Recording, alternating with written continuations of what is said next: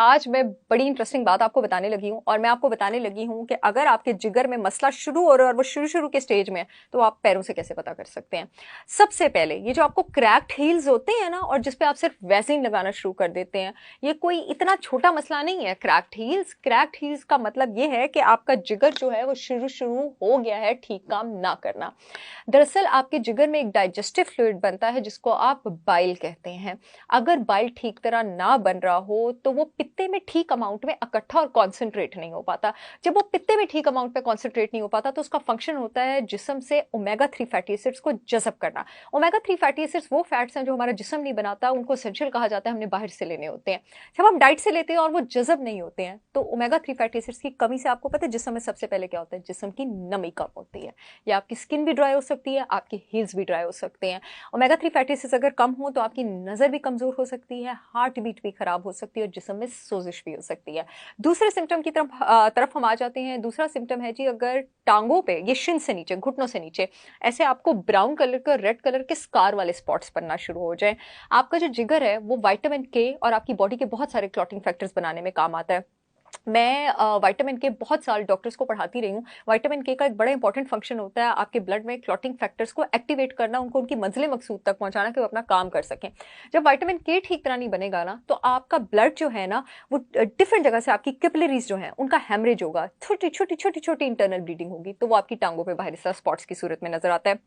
Next symptom है आपके पास कि एकदम आपकी टांगों के नीचे वाले हिस्से से बाल गायब होना शुरू हो जाएंगे, टांगे थिन हो जाएंगी, शाइनी हो जाएंगी और सूज भी जाएंगी। उसकी क्या वजह है? उसकी वजह है कि जो लिवर है वो अगेन क्लॉटिंग फैक्टर्स ठीक नहीं बना रहे और ब्लड सर्कुलेशन ठीक नहीं है। बालों ने किस पे ग्रो करना था? बालों को ग़िज़ाइयत मिलती तो उन्होंने उस पर ग्रो करना था। ये खासकर उन लोगों के लिए जिनके अंगूठे के, पैर के अंगूठे के बाल एकदम उड़ जाएं, ये निशानदेही है कि आपका लिवर ठीक तरह काम नहीं कर रहा, क्योंकि ब्लड वहां पे ठीक तरह नहीं पहुंचा। तो बाल भी तो खुराक है ना, खुराक लेंगे तो ग्रो करेंगे, उनको खुराक खत्म होगी, वहां से बाल उड़ गए। तो खुश ना हो कि पहले बड़े बाल थे अब बाल खत्म हो गए, मतलब अपना ख्याल रखें, खुश हों लेकिन थोड़े मोहतात भी रहें, ठीक है।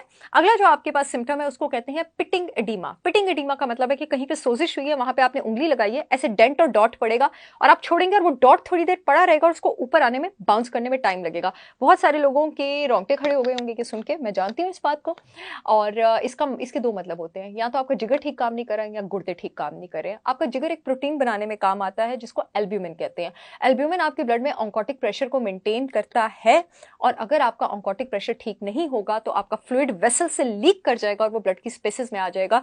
ये आपके पास इस वजह से हो रहा होता है। नेक्स्ट आपके पास सिम्टम होगा कि आपके पैरों में बहुत ज्यादा इचीनेस होगी। पैरों में जो बहुत ज्यादा इचीनेस हो रही है और आप पैर बार बार धो भी रहे हैं, ये तब भी ठीक नहीं हो रही, इस वजह से नहीं हो रही कि अगेन लिवर बाइल ठीक नहीं बना रहा, बाइल बहुत थिक हो रहा है, उसका स्लज हो रहा है, वो बैकअप होकर लिवर में आ रहा है, वो टॉक्सिसिटी कर रहा है और उसकी वजह से आपको इचीनेस हो रही है। और अगर पैर में फंगल इन्फेक्शन बहुत ज्यादा हो रहा है तो यहाँ पे भी लिवर खराब हो सकता है। या नाखूनों में फंगल इन्फेक्शन बहुत ज्यादा हो रहा है, क्योंकि लिवर आपके ब्लड के ना सिर्फ क्लॉटिंग फैक्टर्स बनाने में काम आता है बल्कि बहुत ज्यादा इम्यून सेल्स और इम्यून फैक्टर्स भी बनाने में काम आता है। जब वो आपके पास ठीक तरह नहीं बनते हैं तो आपके पास बाइल जो है वो बैकअप करके वापस आता है, इम्यून सेल्स पे रिएक्शन जनरेट करता है और एक ऑटोइम्यून रिएक्शन आपके पास जनरेट हो जाता है। Last but not the least, मैंने अपनी हार्मोनल इम्बैलेंस की वीडियोस में भी बात की थी स्पाइडर वेन्स के बारे में। स्पाइडर वेन्स आपके पास मोस्टली ईस्ट्राडायोल एक हार्मोन होता है जिसको लिवर ने रेगुलेट करना होता है। अगर लिवर ठीक काम नहीं करेगा, ईस्ट्राडायोल की अमाउंट ज्यादा हो जाएगी। ईस्ट्राडायोल आपकी ब्लड वेसल्स की जरूरत से ज्यादा रिलैक्सेशन करेगा, नाड़ी फूली हुई नजर आएंगी। यही वजह है कि बहुत सारी खवातीन जो है, प्रेगनेंसी में औरतों का ईस्ट्राडायोल ज्यादा हो जाता है।